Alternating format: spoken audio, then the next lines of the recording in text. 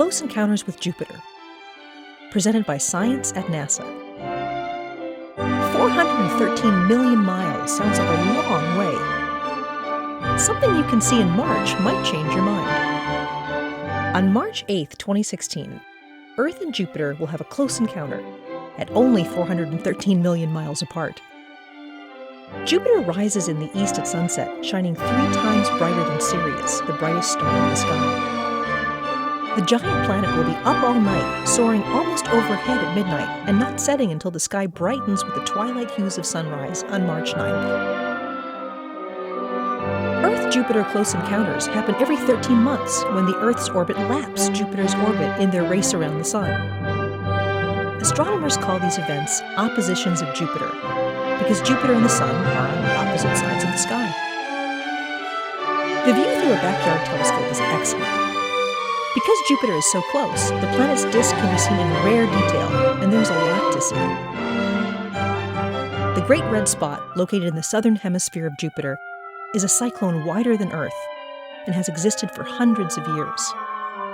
It is easily recognizable among the planet's alternating cloud belts. The 4 Galilean moons of Jupiter are easy targets too. These are planet-sized worlds with active volcanoes, Io, underground oceans, Europa, vast fields of craters, Callisto, and mysterious global grooves, Ganymede. At 413 million miles, Jupiter will look marvelously close. A NASA spacecraft named Juno is about to take an even closer look.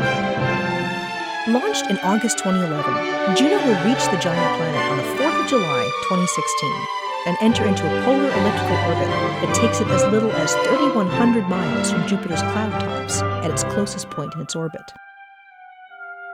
This proximity will allow researchers to probe Jupiter's interior, long hidden from view.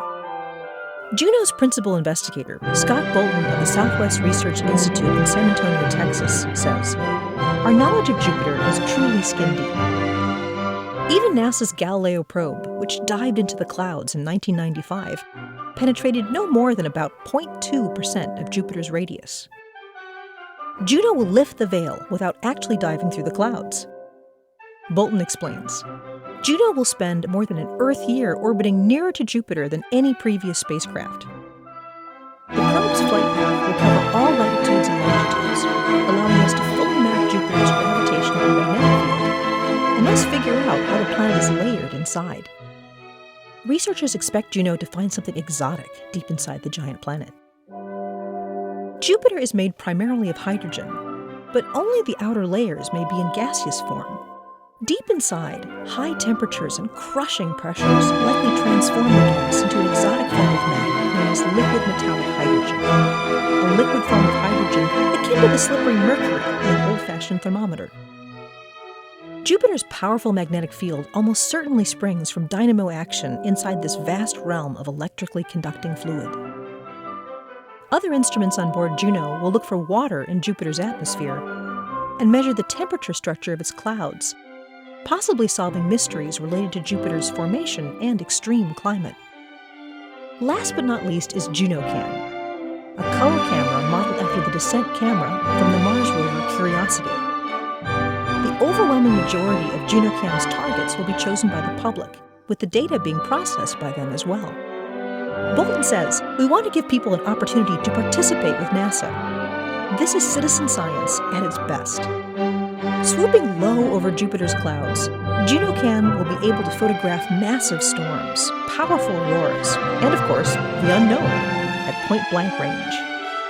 Until then, mark your calendar for March 8th and 9th. See Jupiter from your own backyard. Then, start making a wish list for JunoCam. After all, it's your camera. For more about the Juno mission, go to www.nasa.gov/Juno.